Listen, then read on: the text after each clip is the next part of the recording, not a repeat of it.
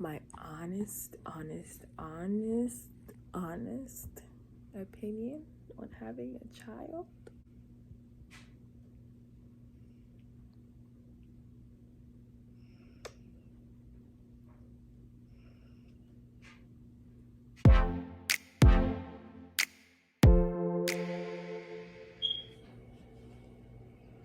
Hey y'all, Nikita Creates here.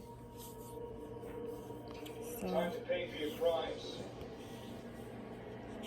You have to see this. My name is Michael Sherlock. Hold up.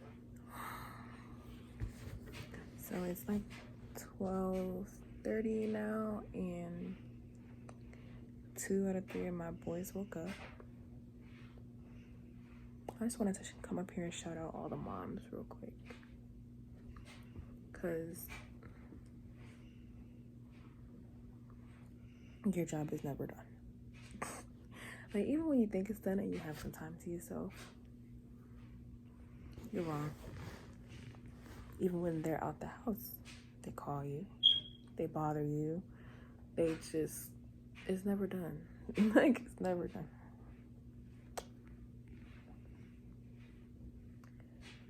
But honestly, like, okay, so like y'all know, I had my oldest child at 16. I was 17 when he was actually born, so 17. It's a teen mom. And then I had Chase. I was turning 22 when Chase was born. Then I had Tyler, 26. Oh no, I didn't. How old are you? I was almost 25. So I was 24 when he was born. And my honest opinion on having a child.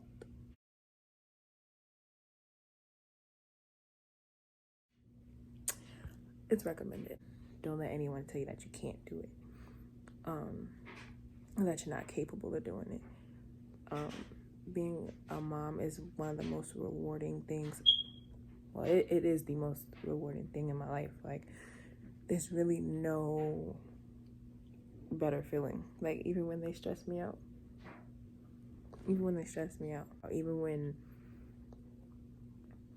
I feel like sometimes, I can't go outside because I have my kids. Like, days like that, you know, you want to be outside and you want to be young or whatever. I'm 28. I'm still young.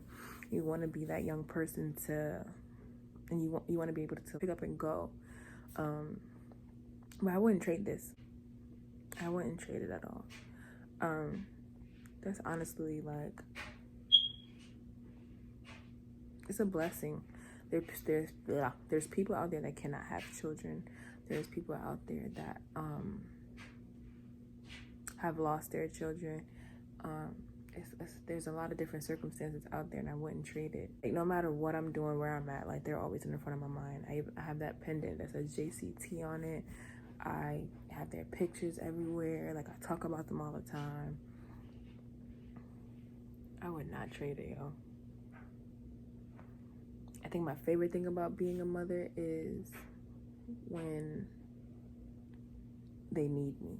So even if, like I was saying, it might be a little frustrating when you're not even there and they still need you, but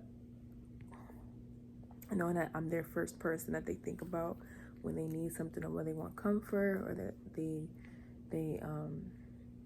just want to talk, I love that. And that's all 3 of them. And I don't have the experience.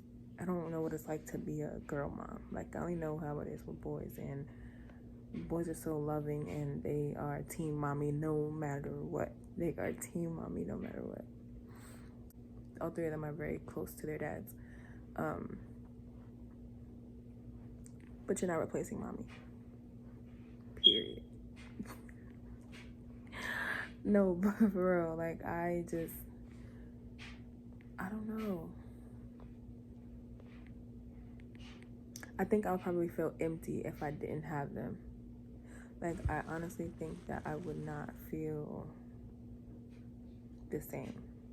I probably wouldn't even be as motivated as I am. And speaking of that, so I think that there's two things that stop people from being motivated. One, the number one thing is self-doubt. The second thing is other people doubting you. And they intertwine because when another person doubts you, it causes you to doubt yourself, right? So I was contemplating on that and reading the book that I'm reading, and to my gratitude and like paying attention to where I started, I realized that I listened to a lot of like naysayers, especially because I have 3 children. It's like, oh, you have 3 kids, like how are you gonna do that? What you gonna do?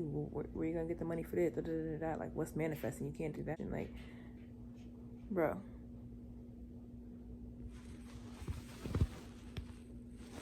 self-doubt is horrible. Like, and as long as you could push through self-doubt, you're gonna make yourself proud, and you're gonna make your kids proud, and you're gonna make everybody around you proud, and then you're gonna be able to tell them naysayers kiss your ass.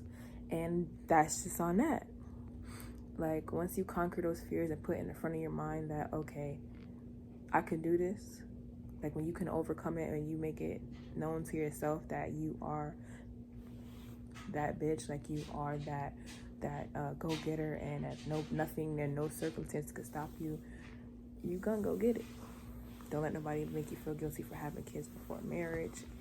Don't let nobody make you feel guilty for having kids in general. Like, don't make anybody make you feel guilty for being a mom. Like, the people around you that really truly support you and really want you to win will support those kids and will support what you're doing with them and how you're raising them, and they won't work against you. So look, listen, baby, I have had a whole mind shift, and I'm so grateful that I did those 30 days of gratitude, because it really reminded me, even though I struggled going through it, I feel like a lot of the times I was repeating myself, but it helped me get back into that mind frame. Like, listen, you have a lot to be thankful for. You have a lot to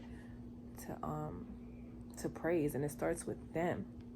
1, 2, and 3. It starts with them. Like, for me, it starts with my parenting, my mommyhood, that's the core of me. These are my creations. And if I can create, first of all, this one's in particular, I manifested him by accident.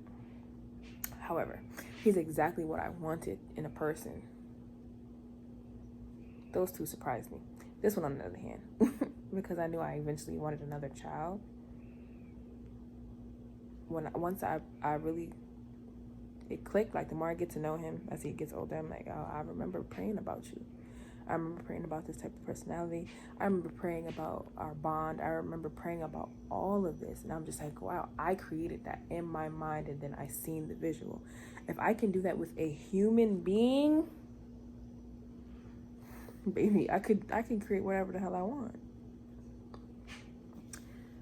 I tell Bae, I manifested him too. I seen him in my head. I created, the bond I want, all of that in my head. Like, it was a whole story in my brain. And then there he is. Like, manifestation is real. Self-doubt is also real, but you have to overcome it. So now that I've been reminded that I am a master manifester, y'all can't take that. Nobody can take that from me. Nobody. And watch how I manifest this life that I'm about to manifest for my babies, because there's no...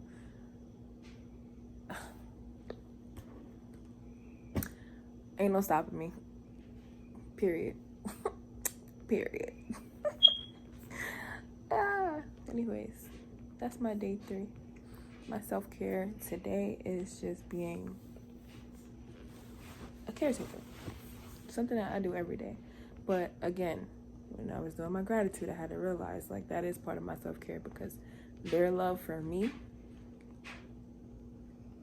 it pushes me, it motivates me, it gives me purpose, it just fuels the fire. Like, it's all that.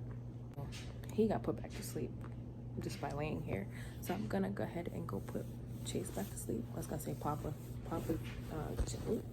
Chase's nickname is Papa. I'm about to go put Papa back to sleep, and then I'm gonna go to sleep. after I read my book, my chapter. Catch y'all later. Like, share, subscribe.